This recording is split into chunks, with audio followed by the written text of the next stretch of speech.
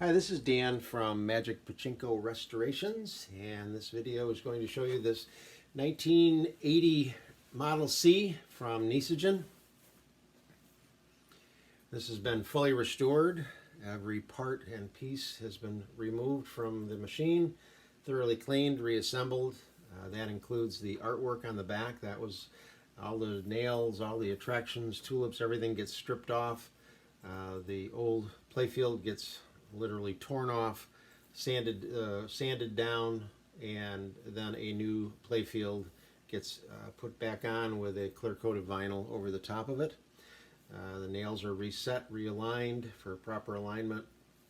All the plastic is cleaned, all of the metal gets cleaned, all of the brass gets polished. So these have been thoroughly gone over 100%, completely disassembled, completely all put back together again.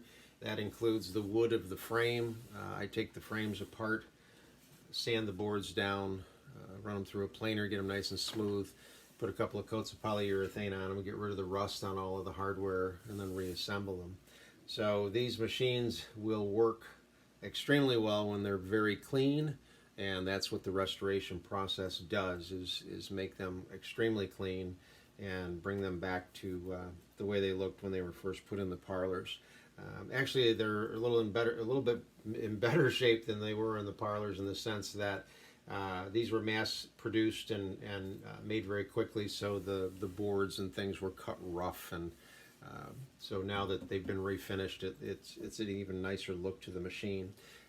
Previous owners do some weird stuff to machines. This one had a few weird things done to it. I'll go over them real quick. There should be a plastic piece that runs right across here.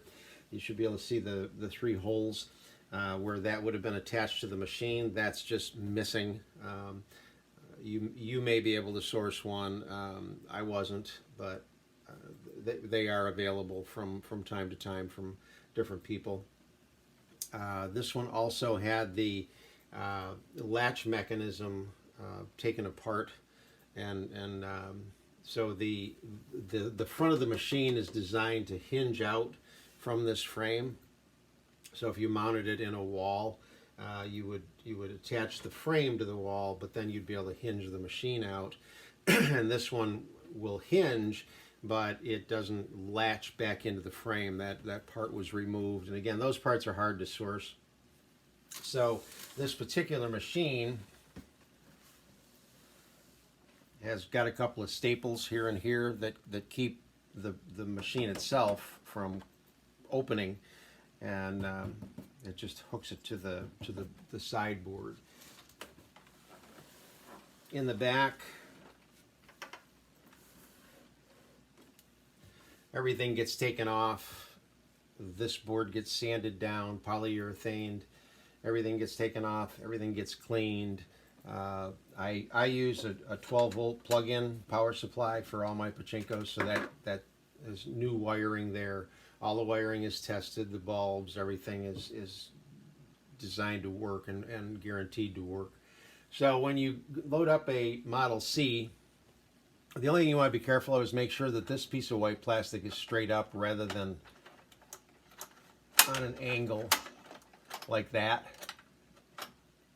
You want to make sure it's straight up, and what that'll do is allow the balls to go around and come down into the jackpot chamber. So with any pachinko, you load the vast majority of balls that you have into the upper hopper.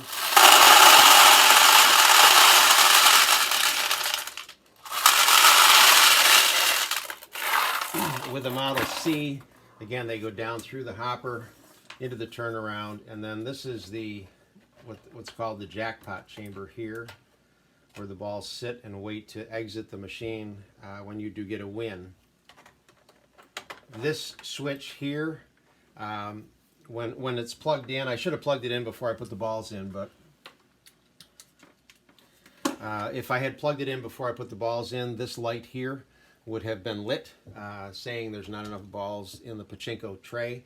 When the balls start to exit out of this chute, that it will relieve the pressure off of this switch and turn that light on. So that's fully functional. The other two lights are located up in here on the back side of the board for when the machine pays out. Okay. So now the machine is ready to go. You do need some sort of a catch that is wide enough to go between these 2 points, because this is where the losing balls exit the machine, and this is where a winning ball would come down and exit the machine. One thing you want to make sure of before you play is this is called the seesaw chamber here. This is the seesaw, this white piece right here. It's on an angle like this.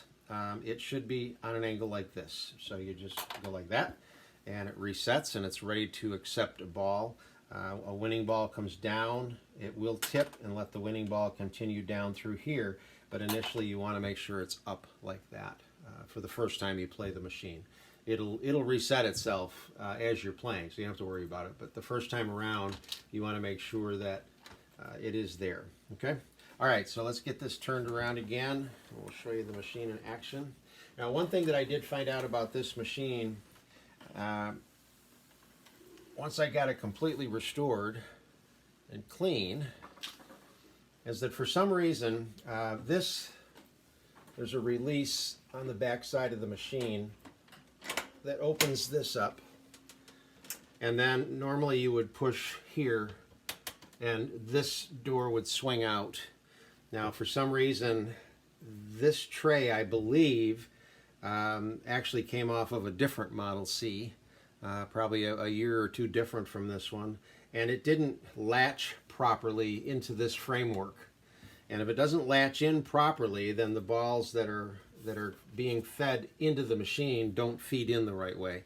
And that's what happened. It just wouldn't feed the balls in. So what I ended up doing, if you notice right there, is a screw. And that screw, I drilled a hole in the metal. That screw goes through, and that screw goes into the wood right here. So it is holding this whole unit tight against the machine, which is the way it should be if it latched properly. So if you ever had to do maintenance, and I don't know that you would ever have to, it's just a simple matter of removing that screw, and then this whole tray would come right out. Okay, so we've got plenty of pachinko balls in the machine. The machine's powered. We're going to put some balls in the front tray and start to play the machine.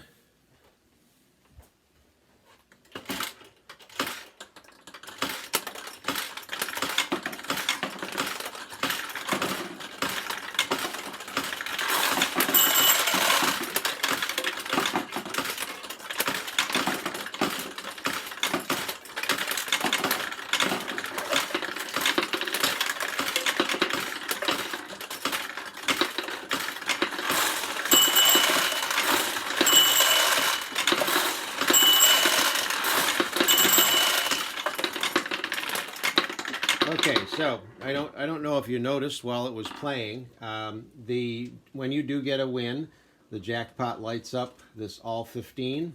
All 15 means that it pays 15 pachinko balls as a win. Some of these machines would only pay 13, and some of them actually only paid 11, depending on how they were set up originally in the parlors. It is much more difficult to get a win when the tulips are closed than it is when they're open.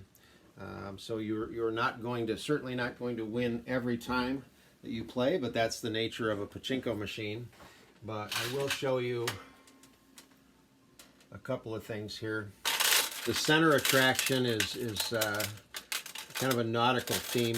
It's pretty neat on the inside. There's 3 holes up at the top here. If you put a ball in the middle hole, it kind of internally goes through, and it will open this lower tulip.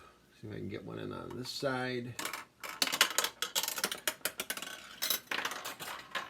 And depending on where it goes, it did the same thing this time. Let me put one over here if I can get it in there. See, that time it went through the center attraction a little bit differently and opened this tulip. And I believe if you put it in the right spot on this, I keep getting it in the center. I think there's a pathway that will open the outside tulips also. And again, when the tulips are open, it's much easier to win.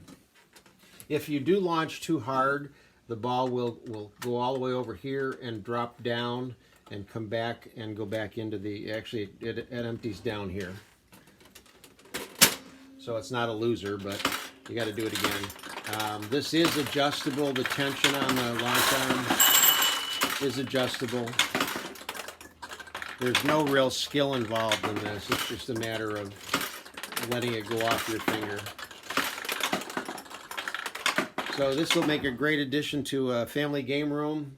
These become heirloom once they're thoroughly clean. They will pretty much last forever without any problems. I guarantee my work, stand by my work, and would certainly be there anytime to help you out. If you have any questions, I'm just a phone call away. Thanks for looking.